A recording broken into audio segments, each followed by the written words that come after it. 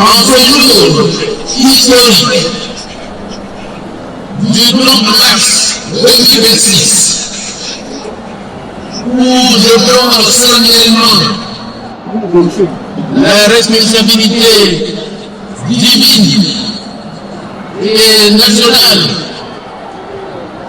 de présider aux destinées de la République centrafricaine. Je voudrais, avant toute chose, et surtout avec humilité, rendre grâce à Dieu qui, dans sa préséance, m'a choisi pour exercer ce sacerdoce. En effet, le 28 décembre 2025, le peuple centrafricain a réaffirmé son attachement au suffrage universel comme seul mode d'accession à la magistrature suprême de l'État, en me renouvelant souverainement sa confiance pour un mandat de 7 ans dès le premier tour du scrutin présidentiel. Avec gravité et responsabilité, je mesure pleinement l'honneur que mon peuple m'a fait en me confiant la lourde mission de continuer l'œuvre collectivement assumée, pour sauver notre beau pays du naufrage auquel le destiné s'est fossoyeur. Le point de plus scrutin organisé ce jour-là a été jugé libre, inclusif, transparent et équitable par toutes les missions d'observation et la communauté internationale, preuve de la maturité démocratique de notre pays. Aujourd'hui, devant Dieu, devant le peuple, titulaire de la souveraineté nationale, et en présence de tous les corps constitués de l'État, et mon serment de fidélité à la Constitution, mon engagement à servir la nation et ma responsabilité de construire un avenir prospère pour tous. Tout un succès démocratique. Nous le devons tant à nous-mêmes qu'à la communauté internationale, dont je salue la présence nombreuse de cette cérémonie. Au nom du peuple centrafricain et au bien propre, je tiens à remercier chaleureusement leurs excellences, les chefs d'État, les représentants des chefs d'État, le corps diplomatique, les représentants des pays amis, des partenaires techniques et financiers, ainsi que les amis venus de tous les horizons pour célébrer avec nous le triomphe de la démocratie. Votre présence ici, Excellence, Mesdames et Messieurs, honore notre nation et illustre la confiance que le monde place en nous. Elle est aussi le signe éclatant que le peuple centrafricain n'est pas seul. Il est entouré des frères et des sœurs, des amis et des partenaires, unis par la solidarité africaine et la fraternité universelle, sur lesquels il peut compter pour relever les défis de paix, de sécurité, de travailler avec chacun d'entre vous au raffermissement de nos liens de fraternité, d'amitié et de coopération pour la stabilité régionale, continentale et mondiale. Je veux aussi remercier tous ceux qui ont soutenu notre processus électoral. Grâce à vous, le quadruple scrutin présidentiel, législatif, régional et municipal a été organisé dans le délai constitutionnel. À mes frères et sœurs centrafricains, je tiens à réitérer mes vifs et chaleureux remerciements pour la confiance souverainement renouvelée dès le premier tour du scrutin présidentiel. Aux militantes, militants et sympathisants du mouvement Cœurs Unis, MCU, aux partis alliés, aux associations, aux mouvements de soutien, je veux reconnaître solennellement que votre énergie et surtout votre détermination ont été exemplaires. Vous avez permis cette victoire historique avec un taux de participation record et un suffrage qui resteront gravés dans les annales de la République. Je reçois cette confiance comme un honneur, mais aussi comme une exigence de cohésion, de cohérence, de responsabilité et de résultat. Comme vous le savez, dès aujourd'hui, une nouvelle page s'ouvre. Si je vous dois cette victoire incontestable, je dois également vous rappeler que je suis dès maintenant le président démocratiquement élu de tous les Centrafricains, le président de tous ceux qui n'ont pas voté pour nous et à qui nous devons tendre la main pour construire ensemble l'avenir de notre pays. Nous devons transcender les clivages électoraux pour rassembler la nation. À ce propos, permettez-moi d'évoquer un événement qui a retenu mon attention.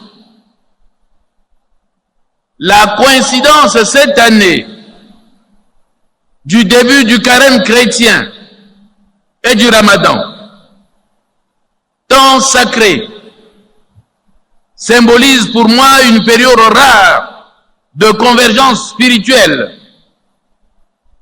une invitation pour les chrétiens, les musulmans et l'ensemble du peuple centrafricain à une quête commune de paix, de sécurité, de cohésion sociale et de solidarité.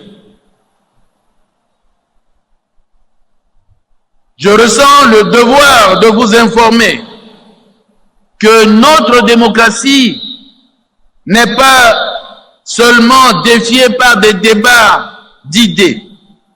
Elle est aussi la cible des trames criminelles orchestrées par les ennemis de la République pour nous déstabiliser, nous diviser et à terme nous replonger dans le chaos. En ce jour où je reçois la charte de notre nation, je mesure le poids du mandat que vous m'avez confié. Avec l'aide de Dieu, je l'exercerai avec courage, fermeté et responsabilité. Je le défendrai avec une détermination absolue, avec tous les pouvoirs que me confère la Constitution,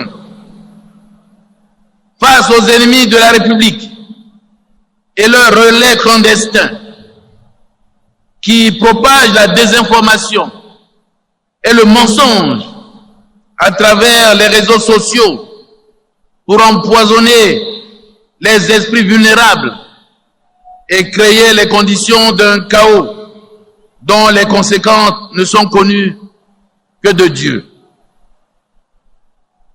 Je vous exhorte à rester vigilants et surtout mobilisés pour défendre la démocratie et transformer notre projet de société en résultat visible pour tous. Excellences, distingués invités, mes très chers compatriotes, ces dernières décennies ont été pour notre nation un temps de grande tribulation, mais aussi un temps d'apprentissage collectif, apprentissage de la patience, du dialogue et de la responsabilité. Ensemble, armés de notre amour pour la patrie et de notre volonté inébranlable de lui redonner sa dignité dans le concert des nations, nous avons surmonté l'adversité. Oui, nous avons connu l'humiliation. Nous avons connu la privation. Mais convaincus de la justesse de nos choix et de la noblesse de notre combat pour notre pays, nous avons tenu ferme. Nous avons su maintenir le cap de la paix, de la stabilité et de la cohésion nationale retrouvée. Sur les terribles ruines de la guerre civile, nous avons, au-delà de la résilience, avancé dans divers domaines et nous avons réussi là où d'autres prédisaient l'impossible.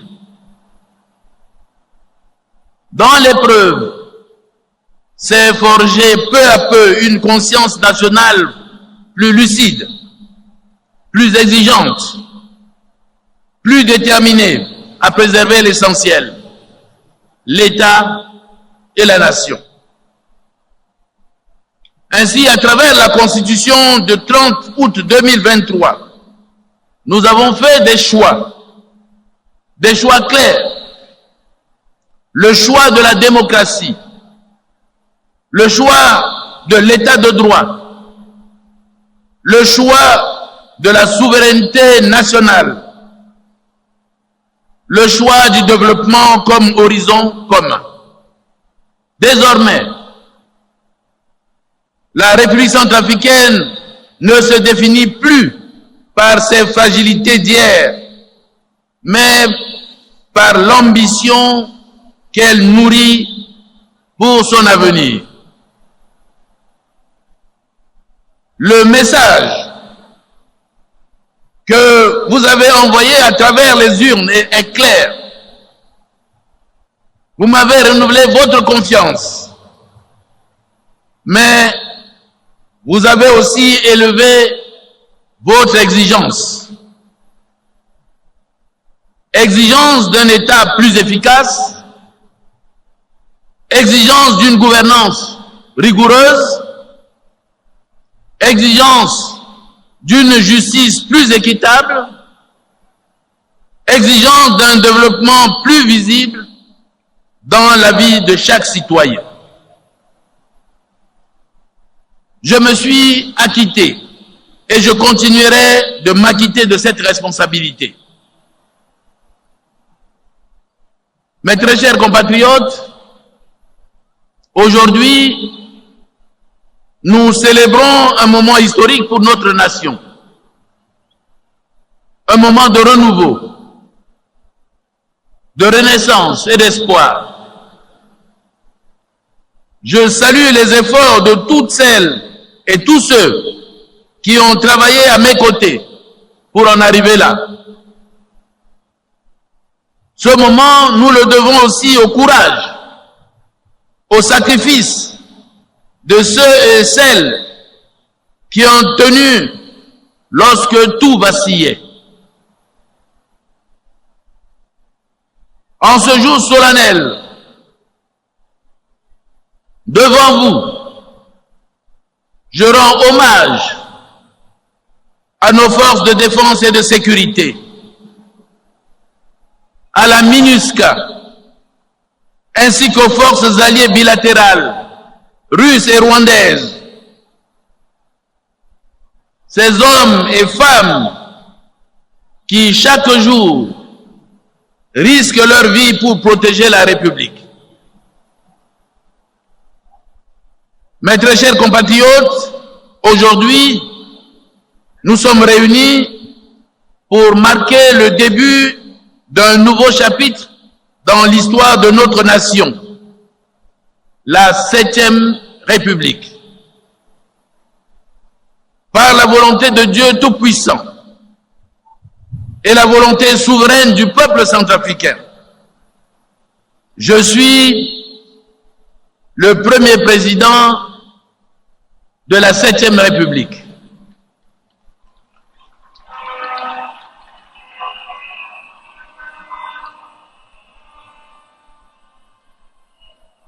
Oui, aujourd'hui, nous célébrons un moment historique, un moment où nous nous engageons devant Dieu et devant le monde entier à bâtir un avenir meilleur pour notre nation. Nous sommes réunis aujourd'hui pour jurer de servir notre pays avec dévouement, intégrité et passion. Nous sommes réunis pour prendre l'engagement solennel de travailler ensemble, main dans la main, pour relever les défis qui nous attendent et pour saisir les opportunités qui s'offrent à nous. Nous avons un rêve commun, un pays prospère, juste et solidaire, où chaque citoyen peut vivre en paix et en sécurité. Mes très chers compatriotes, comme je viens d'en prendre l'engagement par mon serment devant Dieu, devant vous et devant l'histoire, je réitère que ma seule boussole restera, comme toujours, le souci de servir la République avec loyauté, fermeté et justice, dans le respect de la Constitution et les valeurs fondamentales de notre société.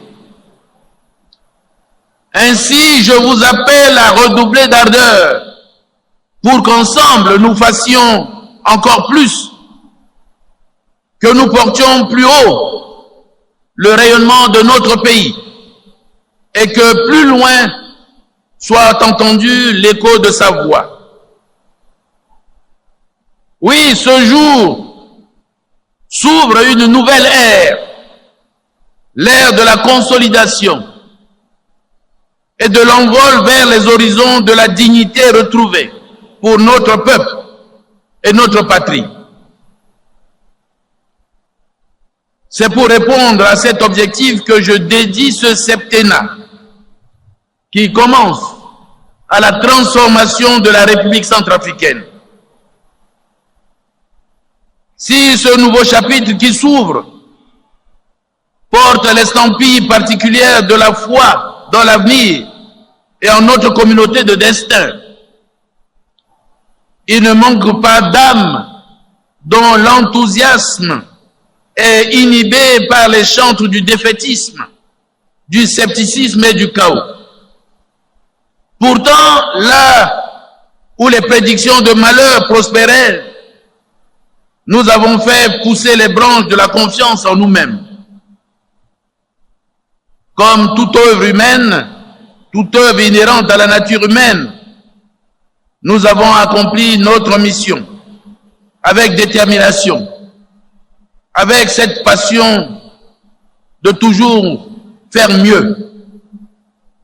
C'est en cela que nous inaugurons aujourd'hui un septennat qui s'inscrit dans une dynamique de transformation pour mettre fin à un contexte exceptionnel marqué par des décennies de fragilité institutionnelle, de crises récurrentes et de souffrances profondes.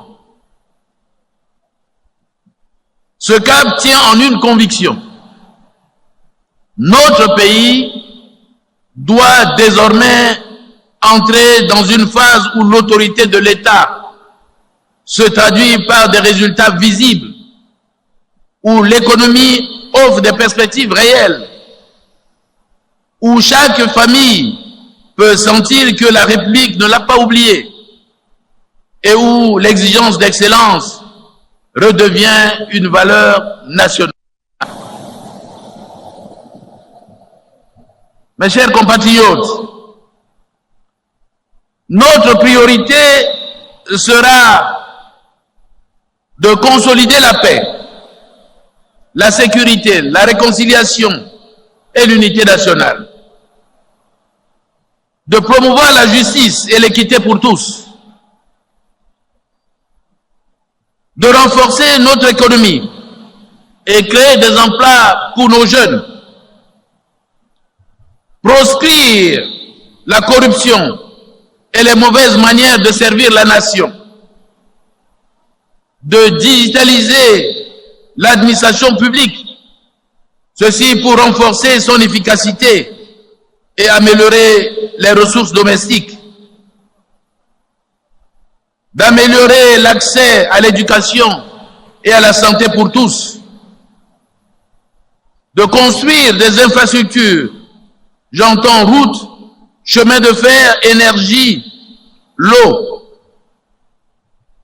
de protéger notre environnement, de préserver et surtout valoriser nos ressources naturelles, défendre notre souveraineté et notre intégrité nationale. Mes très chers compatriotes, la principale mission que je poursuivrai sans relâche est celle de garantir la paix et la sécurité par la mise en œuvre de l'accord politique pour la paix et la réconciliation, qui reste une boussole majeure. Nous avons démontré notre foi en la paix et nous en récoltons les fruits. Les compatriotes qui avaient pris les voies sinueuses de la guerre et de la violence reviennent dans la République et sont accueillis par les dispositions idoines du processus de DDRR. La paix retrouvée nous permettra de continuer la réalisation d'un autre chantier majeur qu'est la restauration de l'autorité et de la légitimité de l'État. Un État présent sur l'ensemble du territoire, un État respecté parce qu'il est juste, un État fort parce qu'il est légitime. Nous devons renforcer les bases d'un État qui offrira la protection à tous les citoyens, sans distinction. Mais pour y parvenir, nous poursuivrons de manière encore plus résolue le rétablissement de la puissance publique, avec un accent particulier sur la justice indépendante, une justice impartiale et accessible,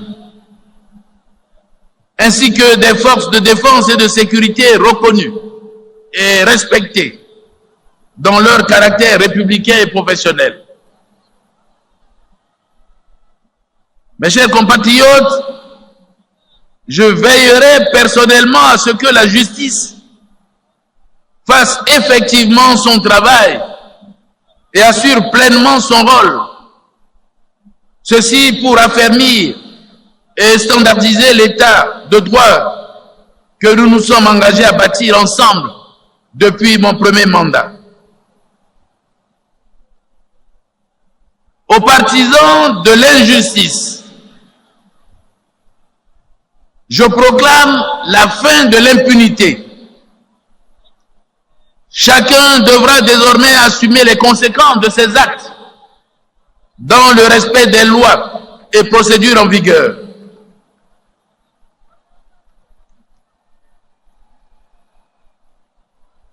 Là où la force voudra brimer le plus faible, la loi s'appliquera dans toute sa...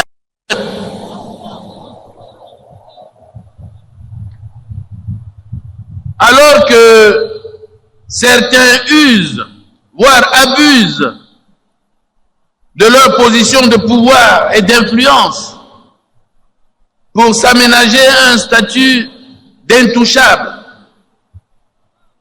il sera rappelé sans ambages que l'impunité ne saurait être un mode de gouvernance. Personne ne doit se placer au-dessus des lois. Personne ne pourra agir impunément.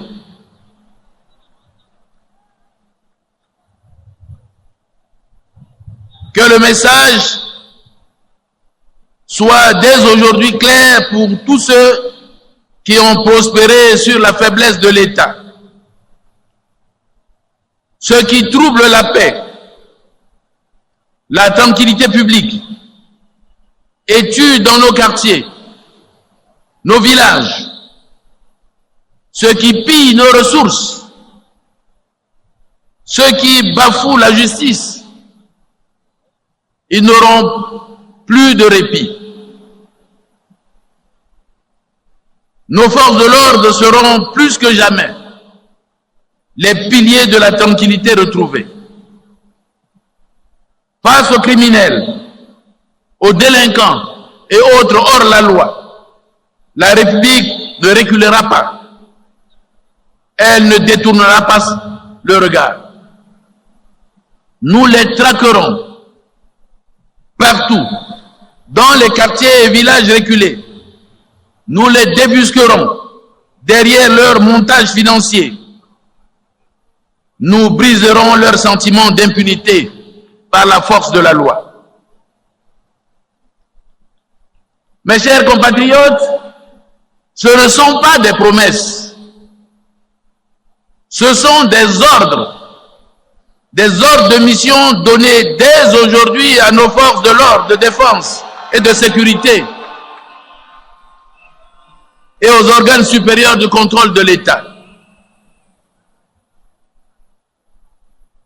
Avec les résultats des élections municipales, nos collectivités seront administrées par des autorités plus représentatives de la volonté populaire et soumises à une exigence de redevabilité encore plus élevée.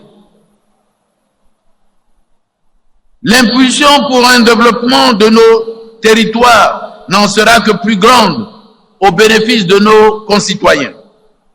Personnellement, je veillerai à faire vivre le transfert des compétences du niveau central au local par la garantie des moyens publics.